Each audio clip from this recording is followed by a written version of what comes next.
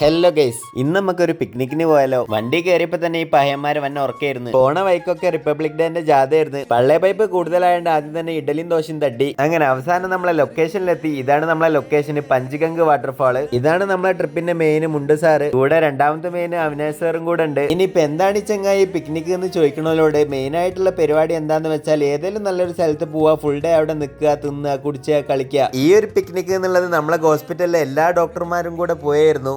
എത്തിയപ്പോ തന്നെ ഓരോ തന്ത വൈബിലുള്ള ഡാൻസ് തുടങ്ങി. സാറന്മാരായോണ്ട് പിന്നെ ഒന്നും പറയാൻ പറ്റൂലല്ലോ, കണ്ടിരിക്കുക. MS സാറിന് മോട്ടർ ആക്കിയപ്പോ മൂപ്പര് പാട്ടും തുടങ്ങി. അപ്പോത്തിനേക്കും നമ്മളവിടെ കബാബിന്റെ പരിപാടിയൊക്കെ തുടങ്ങി. ആത്മാർത്ഥത കൂടിയോണ്ട് ഉണ്ടാക്കാന്ന് വിചാരിക്കണ്ട, വീഡിയോയിൽ മെയിൻ ആവാനും വേണ്ടി ഉണ്ടാക്കുന്നതെന്നുള്ളൂ. ഗുണക്കുട്ടന് പിന്നെ വിശപ്പിന്റെ അസുഖമുള്ളതുകൊണ്ട് ഉണ്ടാക്കുന്നതിന് മുമ്പേ തിന്നാൻ തുടങ്ങി. എല്ലാരും മോട്ടർ ആക്കിയപ്പോ ഞാനും 2 സ്റ്റെപ്പ് ഇട്ട്.